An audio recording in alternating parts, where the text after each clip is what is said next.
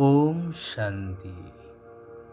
सद्गुरु परमात्मा निराकार शिव बाबांकर सद्ज्ञान को धारण करी सत्ययुगी नूतन स्वर्ग दुनियार स्थापना निमंते निजर तन मन धन सबु किछि लगाई श्रेष्ठ सेवार निमित्त हेउथिबा सत्यनिष्ठ आत्मा मानंकु हृदयर सहित शुभेच्छा, ईश्वरीय शुभ अभिनंदन, सुप्रभात, सुस्वागतम। अनेक कालर कथा जेतेबेले कि लोकमाने सत्य न्याय आदि प्रति श्रद्धा रखुथिले एवं सम्मान मध्य। सही समयर कथा गोटिए राज्य रे जड़े सत्यनिष्ठ धार्मिक व्यक्ति रहुथिले। धर्म प्रति तांकर एपरि श्रद्धा एवं निष्ठा थिला जे कौनसी भी दिन जे पर्यंत से कौनसी धर्म कार्य न करिछंती से पर्यंत जल मध्य स्पर्श करंती नहीं एवं से मानुथिले कि सबुठारु बड़ धर्मर कार्य हेउछि अन्य मानंकु भगवानंकर कथा सुनेइबा। तांकर एहा मध्य दैनंदिन कार्य थिला। एहा द्वारा तांकु अपार आनंद मध्य मिलुथिला। कुहा जाए भगवान भक्तंकर परीक्षा नेबा पई आसीथांती। दिनकर एही धार्मिक व्यक्तिंकर परीक्षा नेबा पई भगवान आसिले। निद्रा देवींकु कहिले, जाओ समस्त लोकंकु एपरि विमोहित करि दियो जे मो निर्देश न मिलिबा जाय सेमाने जाग्रत हेबे नाही। सेया हेला। समस्ते निद्रा देवींको कोଳରେ निद्रा गले। दिन गड़ी गड़ी 2 घड़ी हेला। केही मध्य बाहर को बाहरिले नहीं कि काहारी द्वार मध्य खोला गला नहीं। धर्मपरायण व्यक्ति जनक चिंता करी शेषरे द्वार द्वार जाई कबाट बाड़ेइले तांकु निद्रारू उठाई प्रभुंको कथा सुनेइबा पाई। हेले सेमानंकर निद्रा भांगी जिबारु धार्मिक व्यक्तिंको उपरे विरक्त होई नाना कटु कथा कही विदा करिदेले। शेषरे प्रभुंको द्वारे पहुंची अभिमान भरा कंठरे कहिले, प्रभु मु समस्तंकर मंगल पाई आपनको कथा सेमानकु सुनेई थाए। हेले आजी कौन हेइछि जे समस्ते एपरि निद्रा जाइछंती। मायारे पड़िला भली मु काहाकु सुनेइबी। हेले शरीर चली जाऊ पछे जे पर्यंत मु आजी काहारिकु आपणको कथा न सुनेइछि से पर्यंत बिंदुए जल मध्य स्पर्श करिबि नाही। मु जानिछि ये सब आपणकर परीक्षा। एहा कही चक्षु मुद्रित करी मंदिर बेढ़ारे ध्यानस्थ हेई बसी पड़िले। एही समय रे काहार कोमल स्वर सुनी चक्षु खोलंते देखिले सपरिवार जड़े श्रद्धालु फलमूल आदि आनी तांको पाखरे रखी कहिले, महात्मा आपण अनुग्रह करी आमको प्रभुंकर कथा सुनांतु।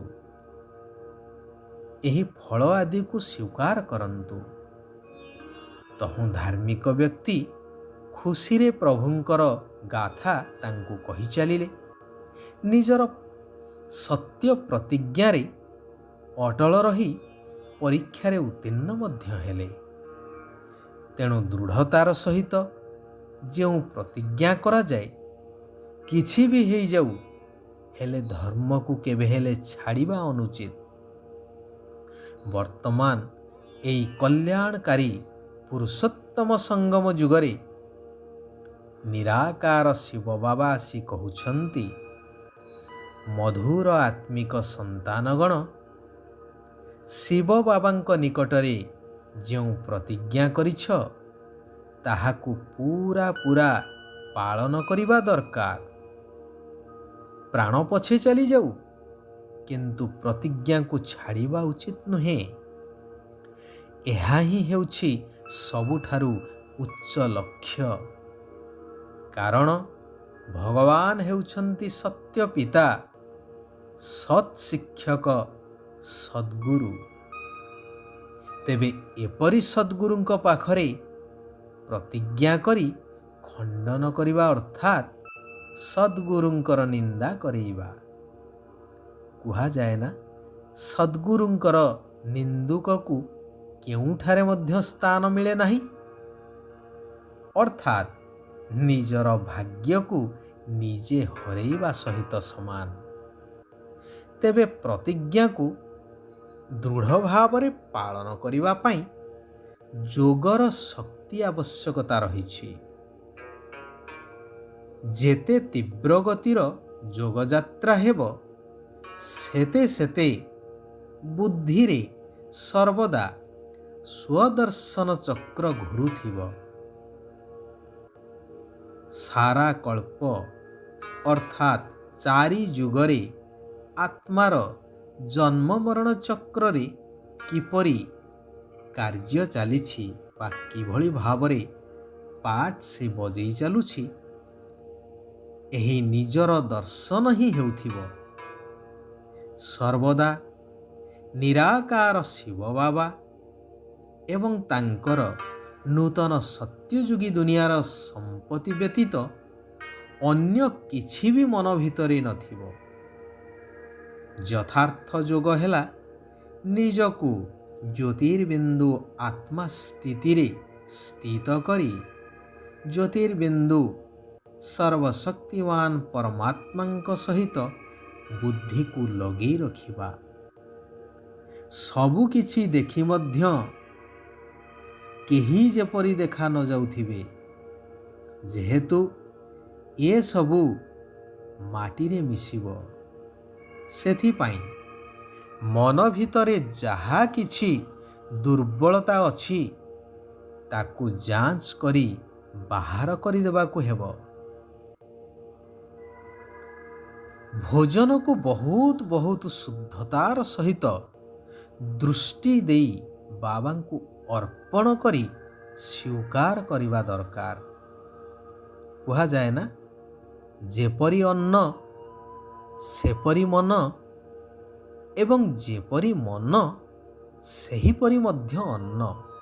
ଅର୍ଥାତ୍ ଅନ୍ନ ବା ପ୍ରସାଦ ତିଆରି କରିବା ସମୟରେ, ଖାଦ୍ୟ ପ୍ରସ୍ତୁତ ସମୟରେ ଯେଭଳି ଭାବରେ ଆମର ମାନସିକତା ବା ଆମର ସଂକଳ୍ପ ବା ମନୋବୃତ୍ତି ଥିବ, ସେହି ଅନୁସାରେ ସେହି ଖାଦ୍ୟର ପ୍ରଭାବ ମଧ୍ୟ ଅନ୍ୟମାନଙ୍କ ଉପରେ ପଡ଼ିବ। ଏବଂ ଯେଉଁଭଳି ଭାବରେ ଖାଦ୍ୟ ଯିଏ ଗ୍ରହଣ କରିବ, ତାହା ମନ ଉପରେ ମଧ୍ୟ ସେହିଭଳି ପ୍ରଭାବ ପଡ଼ିବ। ତେଣୁ ପ୍ରତ୍ୟେକ ଗୁଣ୍ଡାରେ ବାବାଙ୍କ ସ୍ମୃତିରେ ରହି ଖୁସିରେ ଭୋଜନ ଗ୍ରହଣ କରିବା ଆବଶ୍ୟକ।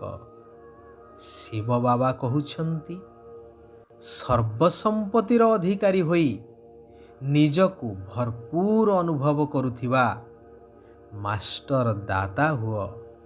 କଥାରେ ଅଛି ନା, ଗୋଟିଏ ଦିଅ ହଜାରେ ପାଅ, ଦେଇଥିଲେ ପାଇ। ତେଣୁ ଯଥାସମ୍ଭବ ବାବାଙ୍କ ଠାରୁ ପ୍ରାପ୍ତ ଅବିନାଶୀ ଜ୍ଞାନ ଧନକୁ ଦାନ କରିଚାଲ। ଯଦି ନିଜର ସ୍ଥିତିକୁ ଅଟଳ କରିଦେବ, ତେବେ ଅନ୍ତିମ ବିନାଶର ଦୃଶ୍ୟ ଦେଖି ବିଚଳିତ ହେବା ପରିବର୍ତ୍ତେ ଏହାକୁ ଖେଳ ଭଳି ଉପଭୋଗ କରିଚାଲିବ। ଆଚ୍ଛା, ସାରା ବିଶ୍ୱର ଆତ୍ମାମାନଙ୍କର କଲ୍ୟାଣ ହେଉ, ସମସ୍ତେ ସୁଖ ଆଉ ଶାନ୍ତିର ଅନୁଭବ କରନ୍ତୁ। ଓମ୍ ଶାନ୍ତି, ଓମ୍ ଶାନ୍ତି, ଓମ୍ ଶାନ୍ତି।